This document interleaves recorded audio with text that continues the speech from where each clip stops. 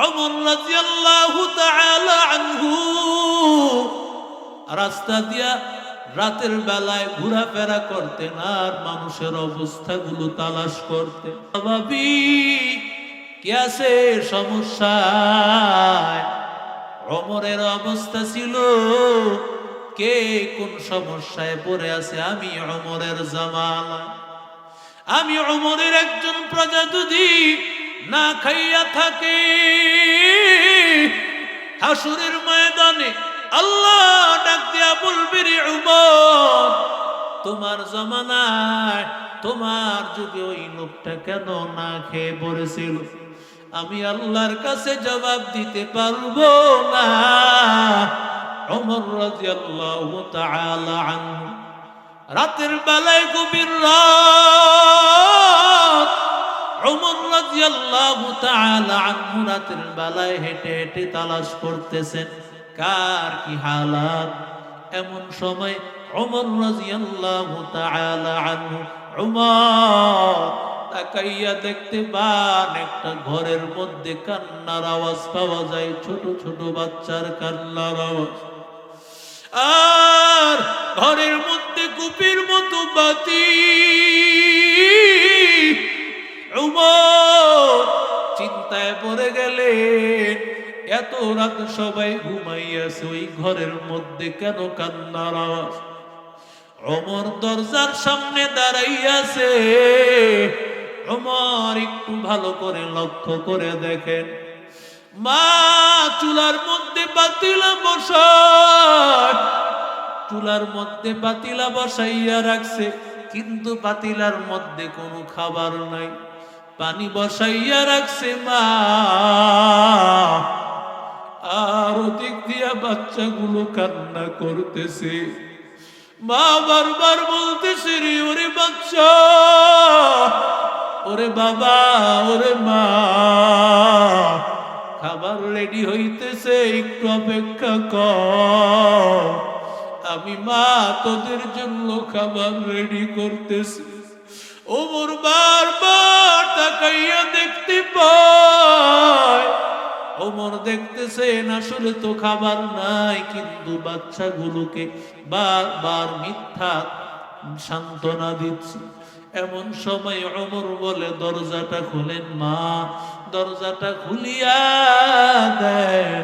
দরজাটা খোলার পরে ওমর ডাক দিয়া বলে, আম্মা যান, আপনি কেন গভীর রাতে বাচ্চাগুলোরে কান্না করাইতেছেন?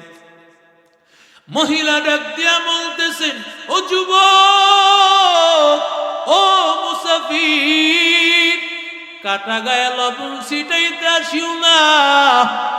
আমার স্বামী ওমরের ডাকে চলিয়ে গেছে। ওমর আমার স্বামীকে যুদ্ধের ময়দানে পাঠাইছে। যুদ্ধের ময়দানে পাঠানোর পর আমার স্বামী যুদ্ধের ময়দানে যখন গিয়েছে, আমার স্বামী সামান্য কিছু খাবারও রেখে যান নাই, সামান্য কয়েকটা টাকাও রেখে যান নাই। যুদ্ধের ময়দানে আমার স্বামী মারা গিয়েছে। আমার স্বামী শহীদ। আমার স্বামী শহীদ হওয়ার পর জালিম উমর আমার একদিনের জন্য খবর নেয় না। আমি বিধবা একজন নারী। ওই জালিম উমর দুনিয়াতে যদি তার সামনে আমি কিছু না বলতে পারি, হাসরের ময়দানে আল্লাহর কাঠগড়ায় দাঁড়াইয়া তার বিরুদ্ধে মামলা দায়ের করব। আমি আমার সন্তানগুলো নিয়ে চলতে পারি না, আমার বড় কষ্ট হয়, এত কষ্ট হয় বাচ্চাগুলোর নিয়ে আর চলতে পারি না। ঈদের সময় আমার বড় মেয়েটা ডাক দিয়া বলে, ও মা, ঈদের সময় আমাদের জন্য ভালো পোশাকের ব্যবস্থা করা লাগবে। যদি নতুন কাপড়ের ব্যবস্থা না করো, আমরা কিন্তু বাহিরে যাব না। মায়ের ডাক দিয়া বলতেছে, রে সন্তান, জানো আমি কত গরিব, আমি কত গরিব, আমি তোর জন্য কিভাবে ঈদের কাপড়ের ব্যবস্থা করব। কত গরিব মা বাবা আছে ঈদের সময় সন্তানের কাপড়ের ব্যবস্থাটাও করতে পারে। বড় মেয়েটা ডাক দিয়ে বলে, মা আমার জন্য করতে না পারো, অন্তত আমার ছোট বোনটার জন্য ব্যবস্থা করো। আমি কি জবাব দিব? মেয়েটা ডাক দিয়া বলে, যদি ব্যবস্থা না করো ঈদের সময় আমরা ঘর থেকে বের হব না, আমরা ঘরের মধ্যে কান্না করব আর আল্লাহকে বলবো, দয়ার মালিক, আয় আল্লাহ আমার বাবারে কেন তুমি নিয়ে গেল? আজকে বাবাই যদি থাকতো আমাদের এমন কষ্ট করা লাগতো না। এরে আল্লাহর বান্দা, মা ডাক দিয়া বলতেছে, আমার সন্তানগুলো নিয়ে আমি এত কষ্ট করি। এবার ওমর ডাক দিয়া বলে, আম্মা জান যদি অনুমতি দেন তাহলে আমি আপনার জন্য যাব আর আসব, আমি আপনার জন্য আমি খাবারের ব্যবস্থা করতেছি। মহিলা ডাক দিয়া বলেন, আলহামদুলিল্লাহ, এটা আমার জন্য কপাল। আল্লাহর বান্দা ওমর রাজকীয় কোষাগার থেকে একটা আটার বস্তা নিয়েছেন, আরো কিছু খাবার হাতের মধ্যে নিয়েছেন। এবার ওমর যখন রওনা করবেন, এমন সময় ওমরকে ডাক দিয়া বলতেছেন, গোলাম আসলাম বলেন, ও আমিরুল মুমিনিন, আপনি কেন যাবেন আটার বস্তা নিয়া? আমি থাকতে আপনাকে কোনোদিন যেতে দিব না। কেমন বাদশাহ তাকাইয়া দেখ, যেই বাদশাহ এত বড় জালেম ছিল, যেই বাদশাহ এত বড় সন্ত্রাসী, ও আল্লাহর গোলাম ওমর ডাক দিয়া বলতেছেন, আসরের ময়দানে যদি আল্লাহ মারে ডাক দিয়া বলে, ওমর তোমার জামানায় অমুক আল্লাহর বান্দা না খেয়েছিল, তুমি ওমর হইয়া, তুমি বাদশা হইয়া কেন তুমি তার খবর নেও নাই? বলেন না, আমার হইয়া তুমি সেই সময়ে জবাব দিতে পারবা কিনা? আল্লাহর বান্দা বলে, ওমর না না, জবাব দিতে পারবো না। ওমর এবার আটার বস্তাটা নিলেন, আটার বস্তাটা নিয়া ওমর রাদিয়াল্লাহু তাআলা আনহু বলেন, ওমা আপনি এই রুটিগুলো বানাবেন, রুটিগুলো বানাইয়া বাচ্চাগুলোর মুখে খাবার দেওয়ার আগ পর্যন্ত আমার মনে শান্তি হবে না। সুবহানাল্লাহ। রুটি বানাইছে, রুটি বানানোর পর বাচ্চাগুলো এত খুশি, মুখে তো খাবার নাই, আজকে কতদিন খাবার নাই। ওরা যখন খাবারটা পেয়েছে এত আনন্দিত হয়েছে। ওমর এই আনন্দ দেখা ওমরের চোখের পানি আসতেছে। সুবহানাল্লাহ বলুন। এরে আল্লাহর বান্দা, ও আল্লাহর গোলাম, ওমর রাদিয়াল্লাহু তাআলা আনহু মনে মনে ভাবতেছে, আমি যদি আজকে হাজির না হইতাম, আজকে আমার কি হালত হইতো। ও আল্লাহর গোলাম, মহিলা এবার খাবার খাওয়ার পরে মনটা আনন্দিত হয়ে গেছে। মহিলা ডাক দিয়া কয়, যুবক তোমার পরিচয় কি জানলাম না। ওমর চিন্তা করলেন, পরিচয় দিলে মহিলা সেন্সলেস হইয়া পড়ে যাবে, এজন্য বলেন আমি একজন যুবক, আমি একজন মানুষের খেদমত করি। আল্লাহর বান্দাকে ডাক দিয়া বলে, আমি আল্লাহর কাছে দোয়া করি, আল্লাহ তাআলা যদি ওমরকে বাদশা না বানাইয়া, আল্লাহ যদি তোমারে বাদশা বানাইতো তাহলে কত ভালো হইতো। আর তোমাকে আমি দাঁড় করাইয়া আমি একটা দোয়া করতেছি, আমি যদি দুনিয়াতে পাই তাহলে তো দুনিয়া আমি তার বিরুদ্ধে মামলা দায়ের করব, আর যদি দুনিয়াতে না পাই তাহলে তোমারে সাক্ষী রাখলাম হাসরের ময়দানে জালেম ওমরের বিরুদ্ধে আমি মামলা দায়ের করব। ও আল্লাহর বান্দারা, মাথাটায় বালিশে মাথা লাগাইয়া একটু চিন্তা করিও। এরে আল্লাহর গোলাম, ওরে নবীর আশিক উম্মতির দল, ওমর রাদিয়াল্লাহু তাআলা আনহু এবার রাজকীয় প্রাসাদে যাইয়া শুধু কান্না আর কান্না, সেজদায় পড়ে শুধু কান্না আর কান্না, আল্লাহকে ডেকে বলে, হে মালিক, আয় আল্লাহ যদি আমারে না নিয়ে যাইতা, আয় আল্লাহ আজকে আমার কি হালত হইতো, আমার কি অবস্থা হইতো আল্লাহ। এরে আল্লাহর বান্দা, এরে নবীর আশিক উম্মতের দল, সকাল বেলায় হযরত ওমর কিছু সেনাবাহিনী পাঠাইয়া দিলেন, অমুক শহীদের স্ত্রীকে সালাম জানাইবা আমার দরবারে নিয়ে আসার জন্য। এবার ফজরের পরে গিয়া হাজির, এমন সময় ঘরের সামনে হাজির আল্লাহর বান্দি মাত্র নামাজ পড়িয়া আমার আল্লাহর কালাম নিয়া সূরা ইয়াসিন তেলাওয়াত করতেছিলে। আর আমার আম্মা জানেরা 9টা 10টা পর্যন্ত ঘুমন্ত, 9টা 10টা পর্যন্ত ঘুমায়। ওরে আল্লাহর বান্দারা তাকাইয়া দেখ, ওমর রাদিয়াল্লাহু তাআলা আনহুর সেনাবাহিনীরা দরজার সামনে দাঁড়ায় বলে, এটা কি অমুক শহীদের ঘর? বলে, হ্যাঁ, আমিরুল মুমিনিন ওমর তালাশ করেছেন। এই কথা বলার পর এবার মহিলা মনে মনে ভাবতেছে, গতকালের ওই যুবক হয়তোবা ওমরের দরবারে লাগাইয়া দিয়েছে, আর বুঝি আমার বাঁচা হবে না, আর বুঝি আমার সন্তানদের চেহারা দেখা হবে না। আসমানের দিকে তাকাইয়া বলে, রে মালিক, আমার এই সন্তানগুলো আমানত, এই সন্তানগুলো আর কোনদিন ওদের চেহারা বুঝি দেখব না। আজকে আমার গর্দান আলাদা করা হবে।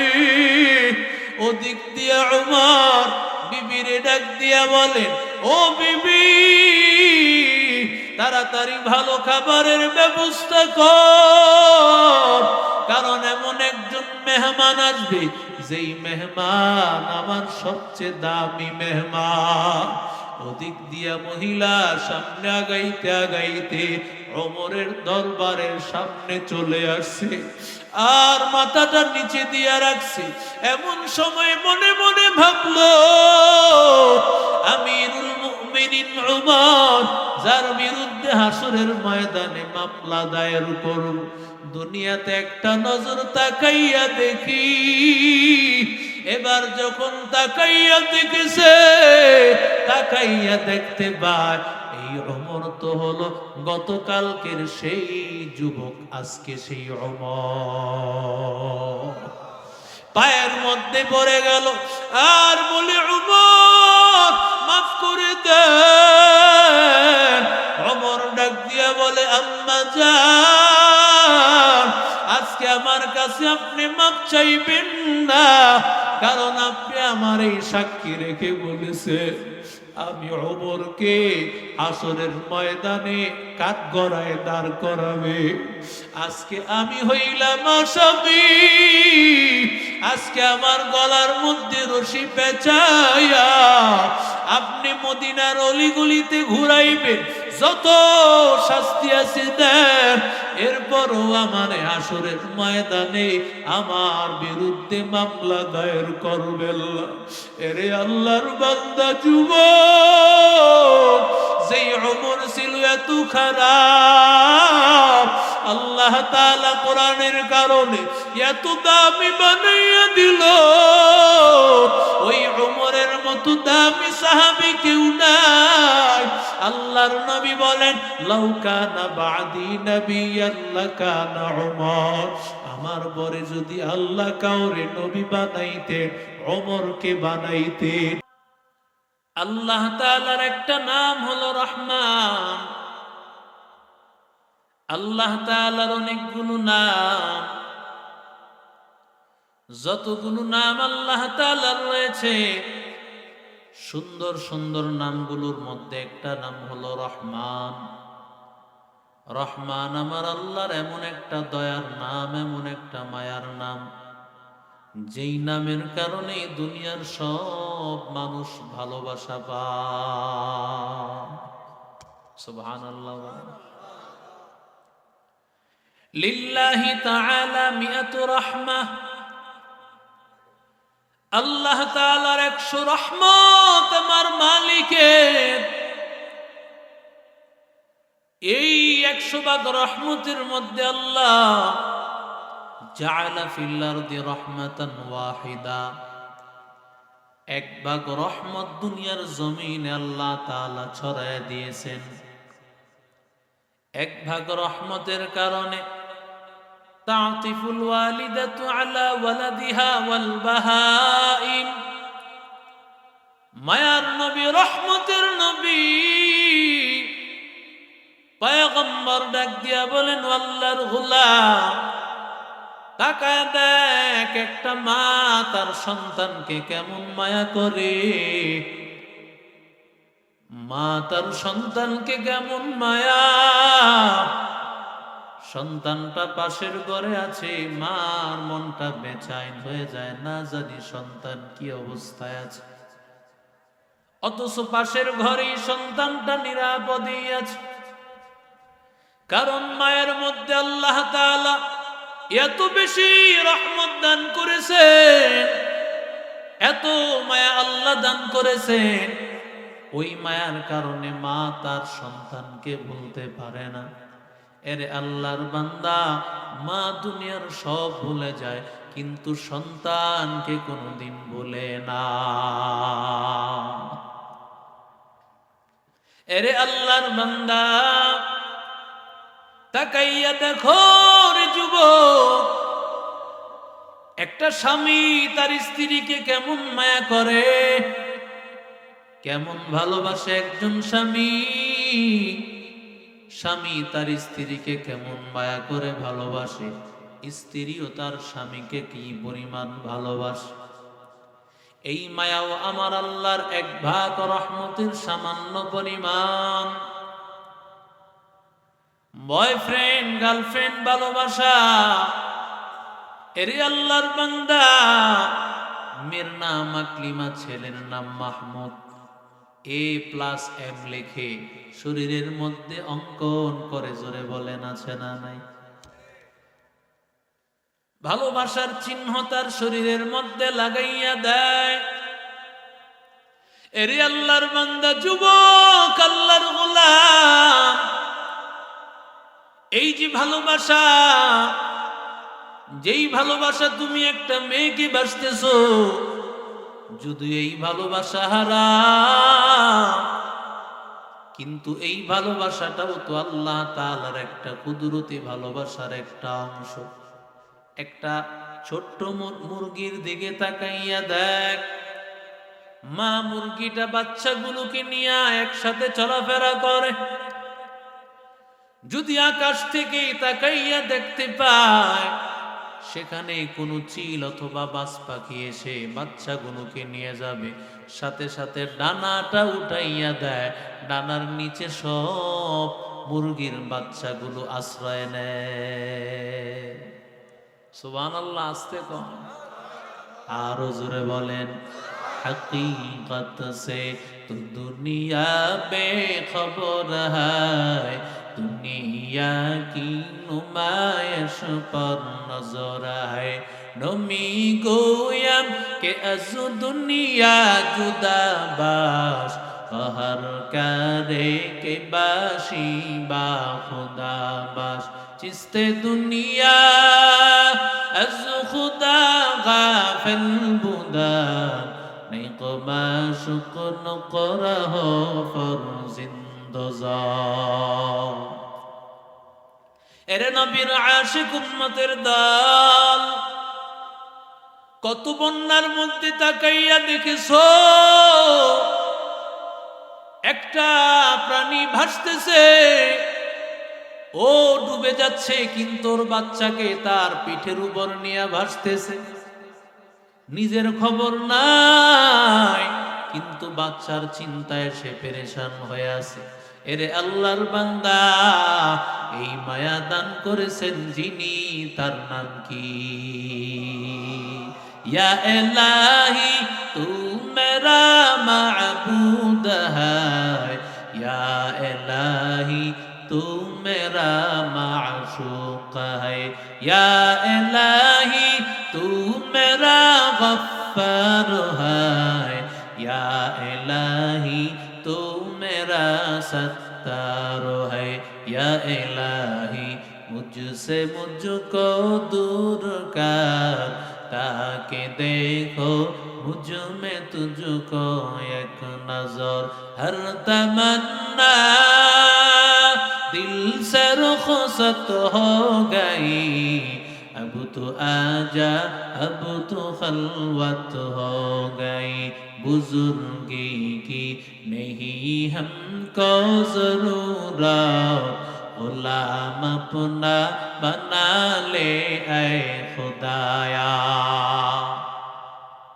इन्ना लिकुल्ली शैइन अरूस পয়গম্বর বলেন প্রতিটা জিনিসের নববধূ আছে ওয়া আরুসুল কুরআনি সূরাতুর রহমান পয়গম্বর বলেন কোরআনের নববধূর নাম হলো সূরা রহমান একটা নববধূ যেমন ভাবে স্বামীর জন্য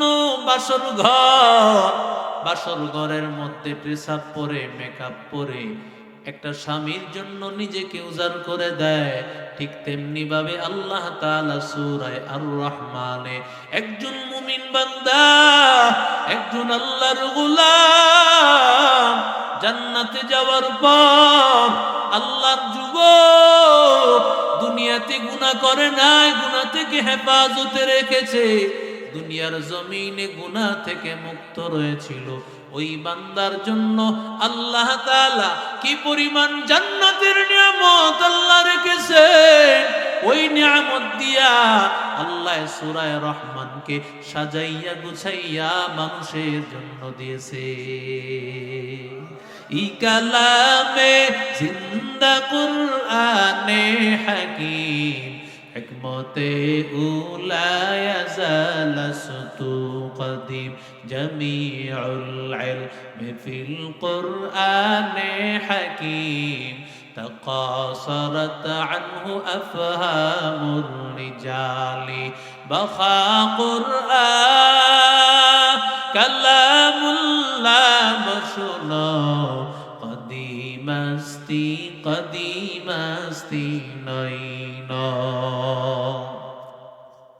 الله النبي رحمة للعالمين তাই আল্লাহর নবী সাহাবীদের সামনে একবার সূরা রহমানটা তেলাওয়াত করেছেন সাহাবায়ে কেরাম সূরা রহমান শোনার পর কোনো জবাব দেয় নাই পয়গম্বর বলেন আমি এই সূরাটা তায়েফের ময়দানে জিনদের সামনে পড়েছিলাম সুবহানাল্লাহ জিনরাও তো আমার নবীর উম্মত আল্লাহর নবী জিনদের সামনে সূরা রহমান পড়েছেন আল্লাহর নবী সূরা রহমান পড়ার পর নবী আমার ডাক দিয়া বলেন ও সাহাবায়ে কেরাম আল্লাহ তাআলা এই সূরা রহমানের মধ্যে একটা প্রশ্ন একবার না দুইবার না 10 বার না 20 বার না বরং 31 বার আমার আল্লাহ করেছেন ফাবি আইয়ি আলাই রাব্বিকুমা তুকাযযিবান আল্লাহ তাআলা ডাক দিয়ে বলতেছেন আল্লাহর কোন কোন নিয়ামতগুলো অস্বীকার করবি আল্লাহর কোন কোন নিয়ামত আছে অস্বীকার করবা? ওয়া ইন তাউদ্দু নি'মাতাল্লাহি লা তুহসুহা, বান্দা আল্লাহর নিয়ামতগুলো যদি বান্দা একটা একটা করে গণনা করতে থাকো, গণনা করতে পারবা, শেষ করতে পারবা না। কথা কন না কেন? বৃষ্টির ফোঁটা কি পরিমাণ পরে গণনা করা যায়নি? কথা কন না কেন? গণনা আছে না নাই? কথা বলেন। যদি চায় আল্লাহ তাআলা গণনা করা সম্ভব হলেও হতে পারে বান্দা, কিন্তু আল্লাহ তাআলা ডাক দিয়া বলেন, আল্লাহ তাআলার কেমন নিয়ামত, কেমন নিয়ামত, ওই নিয়ামত যদি বান্দা গণনা করো, গণনা করো, গণনা করতেই থাকবা, করতেই থাকবা, কোনদিন বান্দা নিয়ামত গণনা করে শেষ করতে পারবা না। এরে নবীর আশিক উম্মতের দল, আর রহমান আল্লামাল কুরআন খালাকাল ইনসান আল্লামাহুল বায়ান। আল্লাহ তাআলা শুরুতে আর রহমান, এরপরে বলেন আল্লামাল কুরআন। রহমান ওই আল্লাহ, রহমান ওই রব, রহমান ওই মালিক, যেই আল্লাহ মানুষকে কোরআন শিখাইছেন। সুবহানাল্লাহ। আল্লামাল ইংলিজিয়া, আল্লামাল বাংলা, আল্লামাল উর্দু আল্লাহ বলছেননি? কথা কন না কেন? আল্লামাল ইঞ্জিনিয়ারিং এমন কিছু আল্লাহ বলেন নাই। আল্লাহ তাআলার নাম বলার পরে আল্লাহ বলেন আল্লামাল কুরআন, আমি আল্লাহ তাআলা মানুষকে কোরআন শিক্ষা দিয়েছি। এরপরে আল্লাহ বলেন খালাকাল ইনসান, আমি আল্লাহ তাআলা মানুষকে দুনিয়াতে সৃষ্টি করেছি। আল্লাহ প্রথমে বলেন আল্লামাল কুরআন, আমি আল্লাহ কোরআন শিখাইলাম। বলেন তো বান্দা, ফয়জুল উলুম মাদ্রাসায় পড়বে আগে দুনিয়াতে আসার আগে না পরে? কথা কয় না? দুনিয়াতে মানুষ আসবেই, তারপরে মানুষ ডাক্তার হবে, ডক্টর হবে, ইঞ্জিনিয়ার হবে, উকিল ব্যারিস্টার হবে, হাফেজ হবে, আলেম হবে, মুফতি মুহাদ্দিস পীর সাহেব হবে দুনিয়াতে আসার পর। কিন্তু আল্লাহ বলেন আমি আল্লাহ প্রথমেই কোরআন শিখাইছি, এরপরে মানুষ বানাইছি।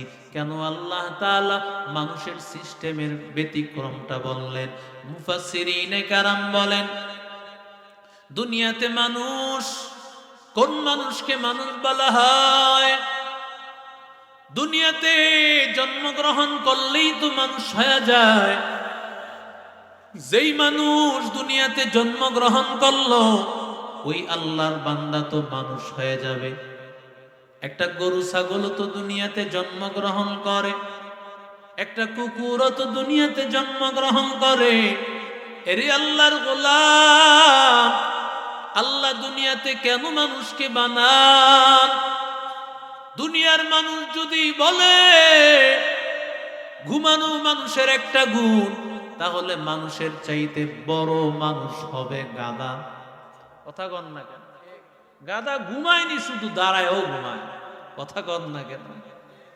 মানুষ যদি বলে সন্তান জন্ম দেওয়া মানুষের গুণ, তাহলে মানুষের চাইতে বড় মানুষ হবে কুকুর। মানুষের বছরে একটা হয় না, না বছরও হয় না, ৩-৪ বছর পরে পরে একজন জন্মগ্রহণ করে। কিন্তু কুকুরের তা না, বছরে কমপক্ষে ৮টা-১০টা করে বাচ্চা হয়। কথা বলেন না কেন? বাচ্চা জন্ম দেওয়া মানুষের গুণ না। যদি বলো খাওয়া মানুষের গুণ, তাহলে মানুষের চাইতে বড় মানুষ হবে গরু।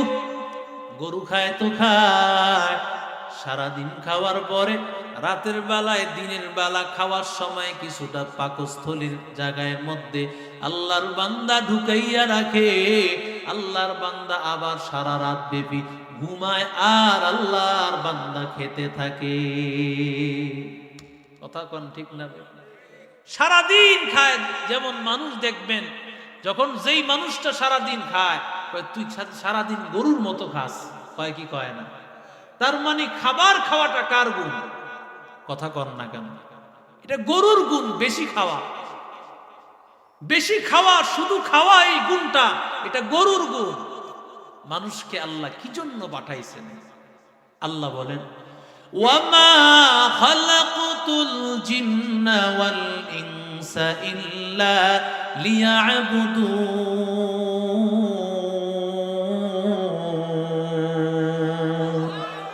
আতিনা ফি দারে দুনিয়া না হাসান আতিনা ফি দারে উকবানা হাসান ইয়া গিয়াসাল মুস্তাগীসিন اهدنا لافتخارا بالعلوم والغنى قدر قدرت داري بالكمال أنت ربي أنت حسبي ذو الجلال तुही قادر जलील الله जहादार बहर हाले तुही मेरा निगाहदार। আল্লাহ তাআলা ডাক দিয়া বলেন, আমি আল্লাহ দুনিয়াতে মানুষকে বানাইলাম। মানুষের সবচাইতে বড় গুণ হলো মানুষ ইবাদত করবে, আর ওই ইবাদতের জন্য সবচাইতে বড় দরকার হলো কোরআন শিক্ষা করা। কথা কর না কেন? বাইতুল মুকাররমের খতিব সাহেব, ও যুবক, এত বড় একজন আল্লাহওয়ালা, আল্লাহর বান্দা বলেন 29টা হরফের মধ্যে একটা হরফ হা। এটা এমন একটা হরফ, এই হরফের সাথে মানুষের গোটা জিন্দেগীর সম্পর্ক। কিরে বাবা, কি হইছে? সমস্যা? আহারে, কি করবা বাড়িতে গিয়া বলো তো? আমার বড় কষ্ট লাগে। যুবকদেরকে নিয়ে আমার টেনশন। তো যুবক ভাইগুলো যদি ঠিক হয়ে যায়, গোটা পৃথিবী ঠিক হয়ে যাবে। ঠিক কিনা জোরে বলে?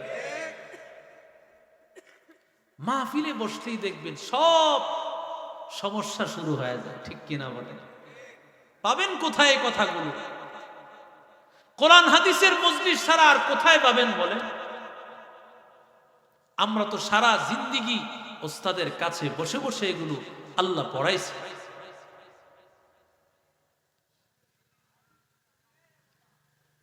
একটা হরফ হলো হা। কোন বান্দার হা যদি ঠিক হয়ে যায়, হা শব্দ হরফটা যদি ঠিক হয়ে যায়, তার গোটা জিন্দেগি পরিবর্তন হয়ে যাবে। সুবহানাল্লাহ বলেন। নামাজে দাঁড়ানোর পর যখন সানা বান্দা পড়বা, তখন কিন্তু পড়তে হয় সুবহানাকাল্লাহুম্মা। আছে না নাই? এবার বান্দা যখন নামাজের শুরু করবা, সূরা ফাতিহা, আলহামদুলিল্লাহি রাব্বিল আলামিন আর রহমানির রহিম মালিকি ইয়াউমিদ্দিন। আবার যখন শুরু করবা, সেখানেও আছে বিসমিল্লাহির রহমানির রহিম। এরে আল্লাহর বান্দা, রুকুতে যাইবা, ওই সময় সুবহানা রাব্বিয়াল আযীম, আল্লাহু আকবার। আবার রুকু থেকে উঠার পর রব্বানা লাকাল হামদ, আল্লাহু আকবার বলে। আসেনি? হ্যাঁ আসেনি। এবার সাজদায় যাওয়ার পর সুবহানা রাব্বিয়াল আযীম, সুবহানা রাব্বিয়াল আযীম। ওরে আল্লাহর বান্দা, তাশাহুদ যখন পড়বা, আত্তাহিয়াতু লিল্লাহি ওয়াস-সালাওয়াতু ওয়াত-তাইয়্যিবাত। আল্লাহু আকবার বলেন। 29টা হরফ। এরে আল্লাহর বান্দা, 29 দিন যদি এক এক দিন আলিফ আলিফ আলিফ সারাদিন যদি উচ্চারণ করেন, দ্বিতীয় দিন যদি বলেন বা বা বা, তৃতীয় দিন যদি মেহনত করেন তা তা তা, চতুর্থ দিন যদি মেহনত করেন সা সা সা, এইভাবে মেহনত করলে 29 দিনের বেশি লাগবে না, বরং 29 দিনেই আল্লাহর কোরআন শুদ্ধ হয়ে যাবে। ই কালামে জিন্দা কুরআনে হাকিম, হিকমতে উলা ইয়াজাল সুতু কদিম। আল্লাহ তাআলা কেন বললেন আর রহমান আল্লামাল কুরআন খলাকাল ইনসান? আল্লাহ তাআলা প্রথমে কোরআন শিখাইছেন, মানুষ বানাইছেন। কেন আল্লাহ তাআলা বলেন? কারণ আল্লাহ এই জন্য বলেছেন, আল্লাহ তাআলা বুঝাই দিতে চান, যার সিনার মধ্যে আল্লাহর কোরআন নাই, সে দেখতে মানুষ হলেও আসলে সে মানুষ না। যেমন তাসলিমা নাসরিন বলেছিল, পেট আমার, আমি যেখান থেকে ইচ্ছা সেখান থেকে বাচ্চা নিব। নাউজুবিল্লাহ না সুবহানাল্লাহ। আরো জোরে বলেন। যেমন কুকুর কোন জায়গা থেকে বাচ্চা নেয় ঠিকানা আসেনি? কথা কন না কেন? কারণ কুকুরের মধ্যে কোরআন নাই, কুকুরের মধ্যে আল্লাহর কালাম নাই, এই জন্য কুকুর যেখান থেকে ইচ্ছা সেখান থেকে বাচ্চা নেয়। তাসলিমা নাসরিন আল্লাহর কোরআনের সিরিয়ালটা সে বুঝাইয়া দিল। আল্লাহ কেন আল্লামাল কোরআন খালাকাল ইনসান, প্রথমে আল্লাহ কোরআন শিখাইছেন, এরপরে মানুষ বানাইছেন। কেন আল্লাহ তাআলা এই কথা বললেন? তাসলিমা নাসরিন প্রমাণ করে দিল, আমার সিনার মধ্যে কোরআন না থাকার কারণে আমি কুত্তির মতো হয়ে গেছি। কুত্তির যেমন বাচ্চা দেওয়ার কোনো ঠিকানা নাই, আমি তাসলিমা নাসরিনেরও কোনো ঠিকানা নাই। তুকু যাও সুন্নতে আহমদ, তুকু যা বা মুহাম্মদ কই বুয়াত নে সুবত তোরা করে শাইত মি কুনিনা মতওয়ালি গরওয়ালি লানতাস্তাই বরওয়ালি हम सुरातो हम सिराते मुस्तफा दर तमामी हालियों को इत्तिबाए सुन्नते खैरुल बशर गिरे लाजिम ताबुयाबी ऐ पैसा। মুফাসসিরিন কেরাম 2 নম্বর ব্যাখ্যা লিখেছেন। আল্লাহ প্রথমে বলেন আর রহমান, দ্বিতীয় নম্বর বলেন আল্লামাল কুরআন, 3 নম্বর বলেন খালাকাল ইনসান। প্রথমে আর রহমান, মাঝখানে আল্লামাল কুরআন, শেষে হলো খালাকাল ইনসান।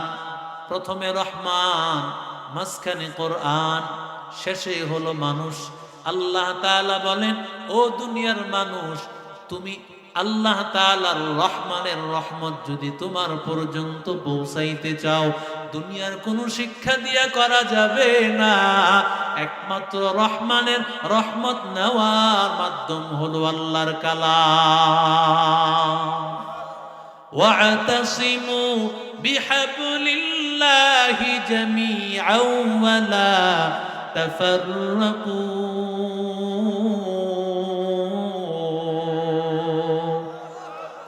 আল্লাহ তাআলা এই জন্য কোরআনে ডেকে বলেন, ও দুনিয়ার মানুষেরা, আমি আল্লাহ তাআলার কোরআন নামক একটা রশি তোমাদের উপর ছেড়ে দিলাম।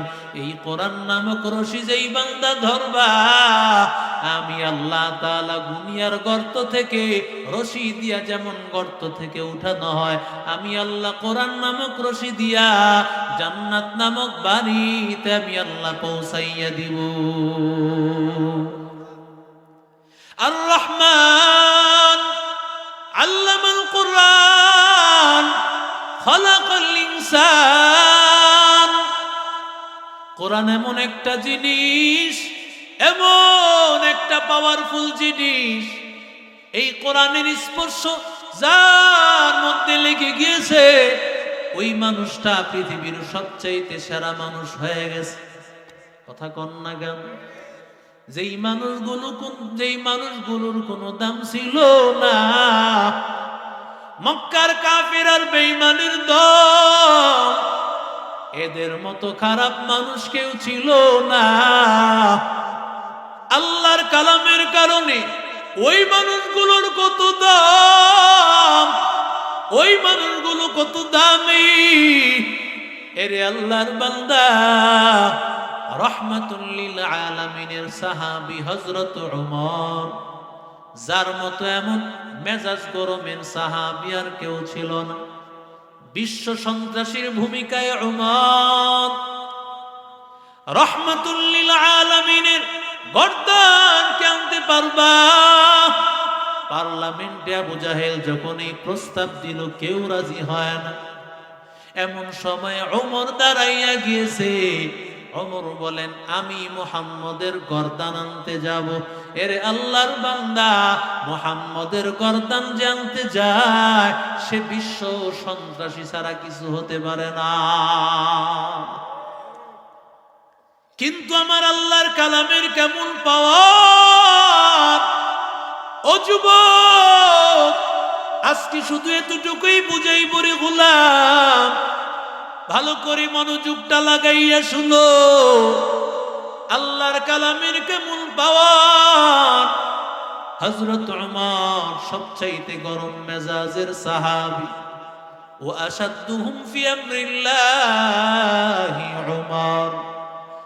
এত মেজাজের সাহাবী ওমর রাহমাতুল লিল আলামিন বলেন, ওমর যেই রাস্তা দিয়া হেঁটে যায় ওই রাস্তা দিয়া শয়তান যায় না। শয়তান বলে, এই রাস্তা দিয়া ওমর আমার চলা যাবে না। যেই ওমরের এত বড় দামি মেজাজ, এত গরম মেজাজের সাহাবী, ওই ওমর রাদিয়াল্লাহু তাআলা আনহুকে যখন পয়গম্বর কোরআন শুনাইয়া দিলেন, কোরআন যখন ওমরের সিনায় ঢুকিয়া যায়, আল্লাহ ওমরকে কেমন দামি বানাইয়া দিলেন। ওমর রাদিয়াল্লাহু তাআলা আনহু রাস্তা দিয়া রাতের বেলায় ঘোরাফেরা করতেন আর মানুষের অবস্থাগুলো তালাশ করতেন। ভাবি কি আছে সমস্যায়? ওমরের অবস্থা ছিল, কে কোন সমস্যায় পড়ে আছে? আমি ওমরের জামালা, আমি ওমরের একজন প্রজা যদি না খাইয়া থাকে, হাসরের ময়দানে আল্লাহ ডাক দিয়া বলবে, রে ওমর, তোমার জামানায় তোমার যুগে ওই লোকটা কেন না খেয়ে পড়েছিল? আমি আল্লাহর কাছে জবাব দিতে পারবো না। ওমর রাদিয়াল্লাহু তাআলা আনহু রাতের বেলায় গভীর রাত, ওমর রাদিয়াল্লাহু তাআলা আনহু রাতের বেলায় হেঁটে হেঁটে তালাশ করতেছেন কার কি হালাত। এমন সময় ওমর রাদিয়াল্লাহু তাআলা আনহু তাকাইয়া দেখতে পান একটা ঘরের মধ্যে কান্নার আওয়াজ পাওয়া যায়, ছোট ছোট বাচ্চার কান্নার আওয়াজ। আর ঘরের মধ্যে কুপির মতো বাতি। ওমর চিন্তায় পড়ে গেলেন, এত রাত সবাই ঘুমাইয়াছে, ওই ঘরের মধ্যে কেন কান্নার আওয়াজ? ওমর দরজার সামনে দাঁড়াইয়াছে। ওমর একটু ভালো করে লক্ষ্য করে দেখেন, মা চুলার মধ্যে পাতিলা বসায়, চুলার মধ্যে পাতিলা বসাইয়া রাখছে, কিন্তু পাতিলার মধ্যে কোনো খাবার নাই। পানি বসাইয়া রাখছে মা, আর ওদিক দিয়া বাচ্চাগুলো কান্না করতেছে। মা বারবার বলতেছে রে ওরে বাচ্চা, ওরে বাবা, ওরে মা, খাবার রেডি হইতেছে, একটু অপেক্ষা কর, আমি মা তোদের জন্য খাবার রেডি করতেছি। ওমর বারবার তাকাইয়া দেখতে পায়, ওমর দেখতেছেন আসলে তো খাবার নাই, কিন্তু বাচ্চাগুলোকে বারবার মিথ্যা সান্ত্বনা দিচ্ছে। এমন সময় ওমর বলে দরজাটা খুলেন মা, দরজাটা খুলিয়া দেন। দরজাটা খোলার পরে ওমর ডাক দিয়া বলে আম্মা যান, আপনি কেন গভীর রাতে বাচ্চাগুলোরে কান্না করাইতেছেন? মহিলা ডাক দিয়া বলতেছেন ও যুবক, ও মুসাফির, কাটা গায়ে লবণ ছিটাইতে আসিও না। আমার স্বামী ওমরের ডাকে চলিয়ে গেছে। ওমর আমার স্বামীকে যুদ্ধের ময়দানে পাঠাইছে। যুদ্ধের ময়দানে পাঠানোর পর আমার স্বামী যুদ্ধের ময়দানে যখন গিয়েছে, আমার স্বামী সামান্য কিছু খাবারও রেখে যান নাই, সামান্য কয়েকটা টাকাও রেখে যান নাই। যুদ্ধের ময়দানে আমার স্বামী মারা গিয়েছে। আমার স্বামী শহীদ। আমার স্বামী শহীদ হওয়ার পর জালিম উমর আমার একদিনের জন্য খবর নেয় না। আমি বিধবা একজন নারী। ওই জালিম উমর দুনিয়াতে যদি তার সামনে আমি কিছু না বলতে পারি, হাসরের ময়দানে আল্লাহর কাঠগড়ায় দাঁড়াইয়া তার বিরুদ্ধে মামলা দায়ের করব।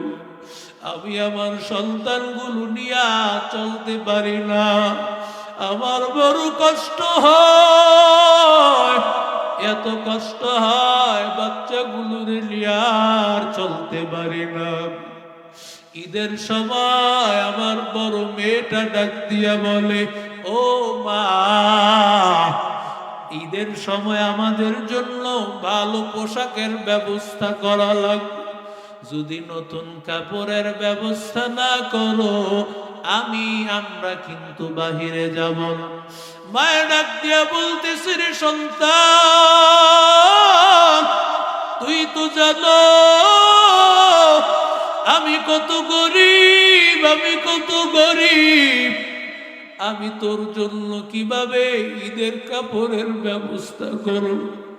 কত গরিব মা বাবা আছে ঈদের সময় সন্তানের কাপড়ের ব্যবস্থাটাও করতে পারে। বড় মেয়েটা ডাক দিয়ে বলে মা, আমার জন্য করতে না পারো, অন্তত আমার ছোট বোনটার জন্য ব্যবস্থা করো। আমি কি জবাব দিব? মেয়েটা ডাক দিয়া বলে যদি ব্যবস্থা না করো ঈদের সময় আমরা ঘর থেকে বের হব না, আমরা ঘরের মধ্যে কান্না করব। আল্লাহ, আমার বাবারে কেন তুমি নিয়ে গেল? আজকে বাবাই যদি থাকতো আমাদের এমন কষ্ট করা লাগতো না। জীবনের মূল কষ্ট মায়ে, প্রসব বেদনায়, সাত আসমান সাত জমিন তখন মায়েরই মাথা। জীবনের মূল কষ্ট মায়ে, প্রসব বেদনায়, সাত আসমান সাত জমিন তখন মায়েরই মাথা। এমন মাকে কেমনে আজি, এমন মাকে কেমনে আজি যাব আমি ভুলিয়া। ও আমার প্রাণের মা, মা গেলে মোরে ছাড়িয়া জনম দুঃখী ইয়তিম আমি চাই না কেহ ফিরিয়া ও আমার প্রাণের মা গো মা কোথায় গেলে মোরে ছাড়িয়া জনম দুঃখী ইয়তিম আমি চাই না কেহ ফিরিয়া আমি যখন ছিলাম আমার মায়েরই উদরে চলাফেরা করতেন যে মায় কত কষ্ট করে আমি যখন ছিলাম আমার মায়েরই উদরে চলাফেরা করলেন যে মায় কত কষ্ট করে আমার সুন্দর মুখ দেখে মায়ে আমার সুন্দর মুখ দেখে মায়ে ব্যথা যাইতেন ভুলিয়া ও আমার প্রাণের মা গো মা কোথায় গেলে মোরে ছাড়িয়া জনম দুঃখী ইয়তিম আমি চাই না কেহ ফিরিয়া জোরে বলেন আল্লাহু আকবার আল্লাহর বান্দা যেই মা এত কষ্ট করে কত আল্লাহর বান্দা আছে নিজের মা বাবারে কষ্ট দেয় ওই মাদারীপুরের ঘটনা সন্তান যুবক সন্তান বাবারে মারছে বাবারে মারার পরে বাবার লাশটা পালাইয়া যুবকটা সিগারেট খাইতেছে কেমন নিমক হারাম কেমন যুবক কেমন সন্তান এমন সন্তান হওয়ার চাইতে মরে যাওয়া বল এরে আল্লাহর বান্দা মা ডাক দিয়া বলতেছে আমার সন্তানগুলো নিয়ে আমি এত কষ্ট করি এবার ওমর ডাক দিয়া বলে আম্মা জান যদি অনুমতি দেন তাহলে আমি আপনার জন্য যাব আর আসব আমি আপনার জন্য আমি খাবারের ব্যবস্থা করতেছি মহিলা ডাক দিয়া বলেন আলহামদুলিল্লাহ এটা আমার জন্য কপাল আল্লাহর বান্দা ওমর রাজকীয় কোষাগার থেকে একটা আটার বস্তা নিয়েছেন আরো কিছু খাবার হাতের মধ্যে নিয়েছেন এবার ওমর যখন রওনা করবেন এমন সময় ওমরকে ডাক দিয়া বলতেছেন গোলাম আসলাম বলেন ও আমিরুল মুমিনিন আপনি কেন যাবেন আটার বস্তা নিয়া আমি থাকতে আপনাকে কোনোদিন যেতে দিব না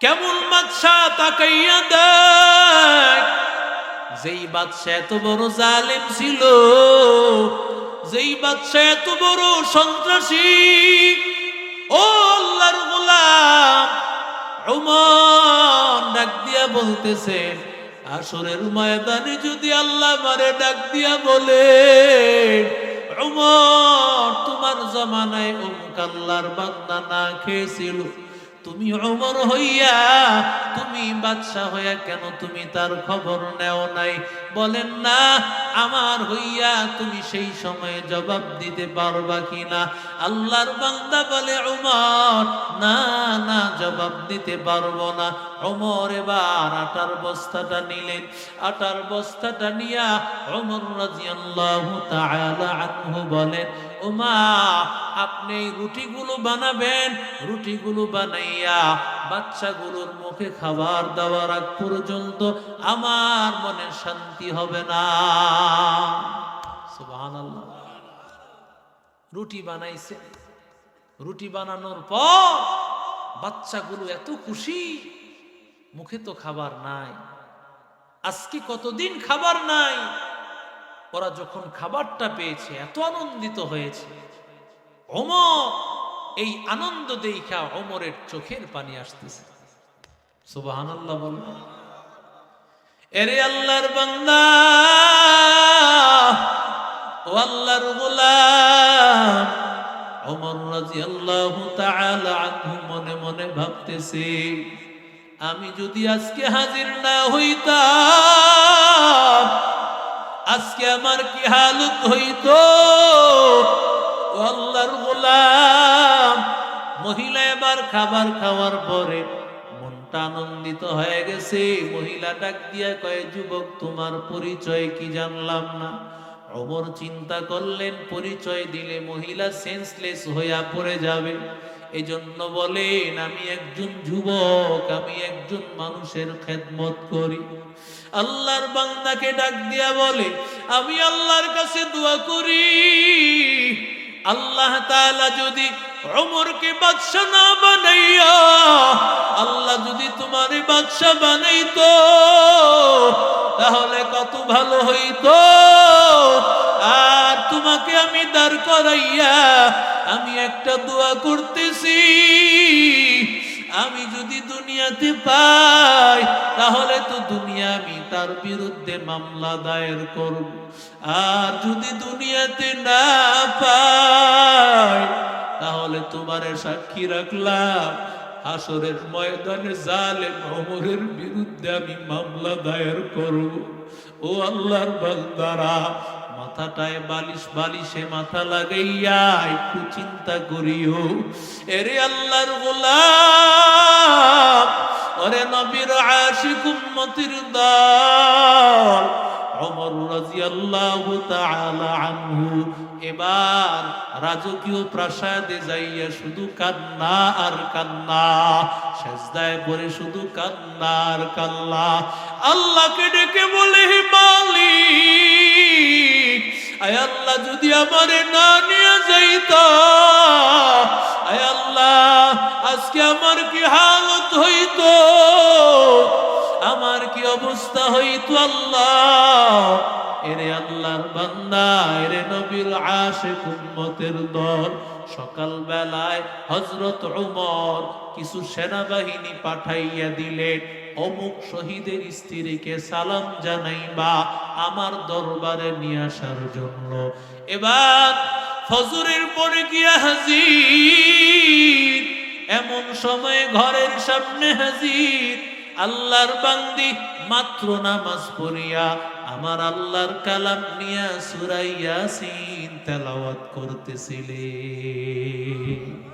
আর আমার আম্মা জানেরা 9টা 10টা পর্যন্ত ঘুমন্ত, 9টা 10টা পর্যন্ত ঘুমায়। ওরে আল্লাহর বান্দারা তাকাইয়া দেখ, ওমর রাদিয়াল্লাহু তাআলা আনহুর সেনাবাহিনীরা দরজার সামনে দাঁড়ায় বলে, এটা কি অমুক শহীদের ঘর? বলে হ্যাঁ, আমিরুল মুমিনিন ওমর তালাশ করেছেন। এই কথা বলার পর এবার মহিলা মনে মনে ভাবতেছে, গতকালের ওই যুবক হয়তোবা ওমরের দরবারে লাগাইয়া দিয়েছে, আর বুঝি আমার বাঁচা হবে না, আর বুঝি আমার সন্তানদের চেহারা দেখা হবে না।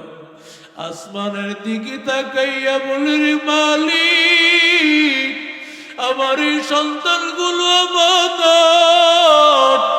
এই সন্তানগুলো আর কোনদিন ওদের চেহারা বুঝি দেখবো না।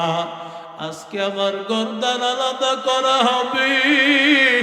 ওদিক দিয়া ওমর বিবিরে ডাক দিয়া বলেন, ও বিবি, তাড়াতাড়ি ভালো খাবারের ব্যবস্থা কর, কারণ এমন একজন মেহমান আসবে যেই মেহমান আমার সবচেয়ে দামি মেহমান। ওদিক দিয়া মহিলা সামনে আগাইতে আগাইতে ওমরের দরবারের সামনে চলে আসছে, আর মাথাটা নিচে দিয়া রাখছে। এমন সময় মনে মনে ভাবলো, আমিরুল মুমিনিন ওমর, যার বিরুদ্ধে হাসরের ময়দানে মামলা দায়ের করব, দুনিয়াতে একটা নজর তাকাইয়া দেখি এবার যখন তাকাইয়া দেখেছে, তাকাইয়া দেখতে পায় এই ওমর তো হলো গতকালকের সেই যুবক, আজকে সেই ওমর। পায়ের মধ্যে পড়ে গেল আর বলে, ওমর মাফ করে দেন। ওমর ডাক দিয়া বলে, আম্মা জান, আজকে আমার কাছে আপনি মাফ চাইবেন না, কারণ আপনি আমার এই সাক্ষী রেখে বলেছে আমি ওমরকে আসরের ময়দানে কাঠগড়ায় দাঁড় করাবে। আজকে আমি হইলাম আসামি, আজকে আমার গলার মধ্যে রশি পেঁচাইয়া আপনি মদিনার অলিগলিতে ঘুরাইবেন, যত শাস্তি আছে দেন, এরপরও আমার আসরের ময়দানে আমার বিরুদ্ধে মামলা দায়ের করবেন।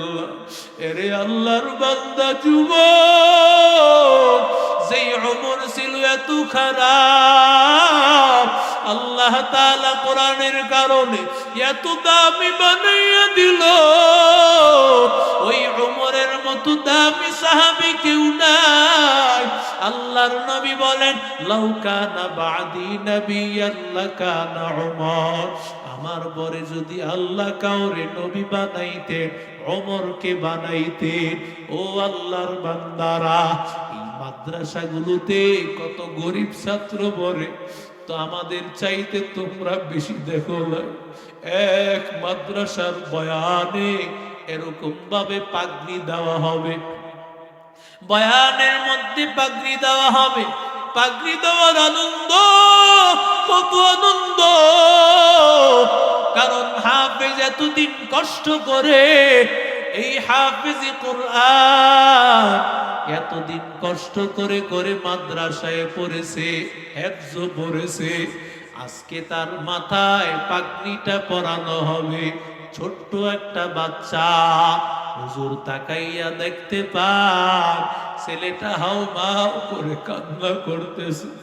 হুজুর বলে, বাবা আজকে তোর আনন্দের দিন, তুই আজকে আনন্দ করবি, কেন কান্না করো?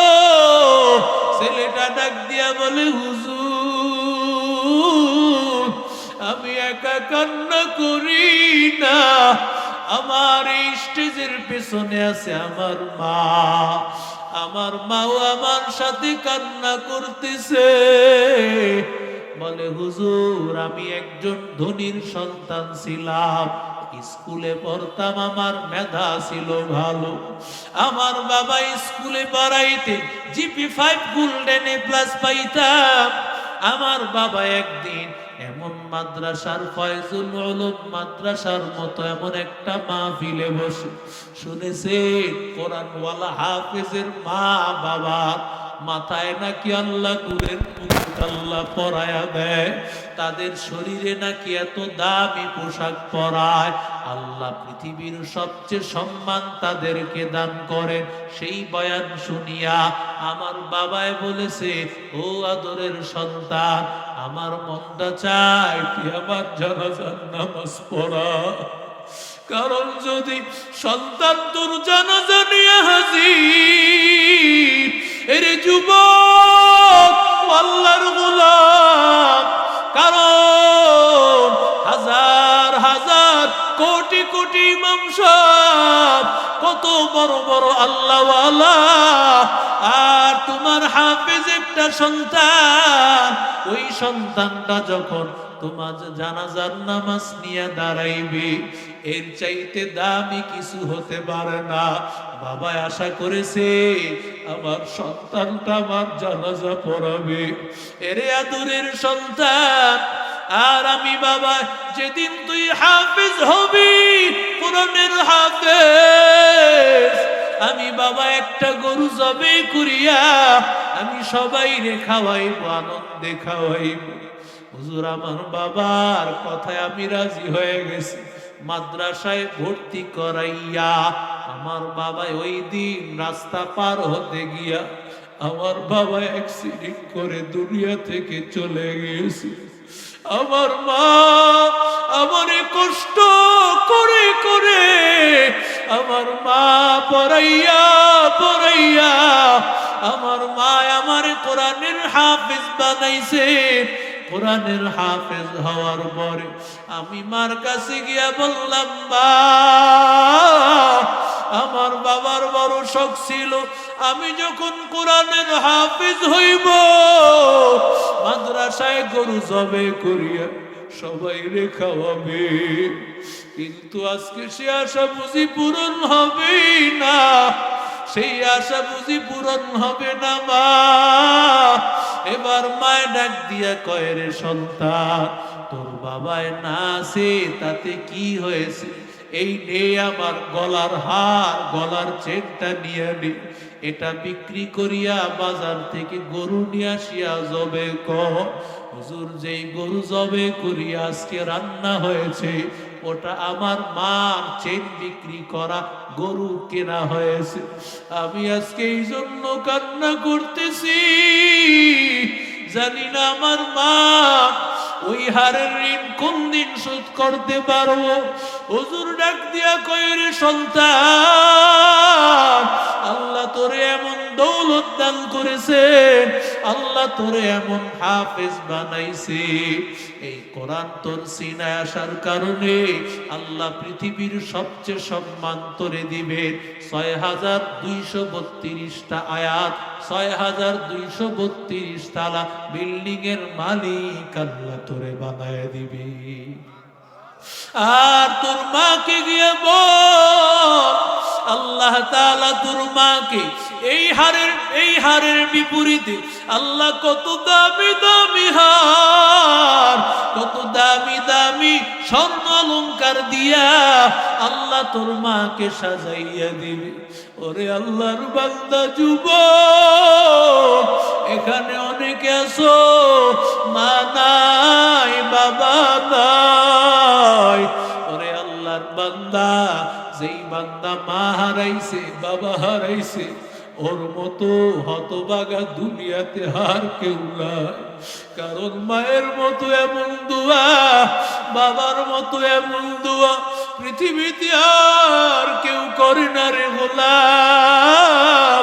ও আল্লাহর বান্দা, আজকে ওই মা বাবা কবরে ঘুমাইয়া আছে, চাইলেও মা বাবার কবরে বান্দা খাবার পাঠাইতে পারবি না, কাপড় পাঠাইতে পারবি না, ওই মা বাবার কবরে টাকা পাঠাইতে পারবি না। ওই মা বাবার জন্য এমন কোন আল্লাহর গোলাম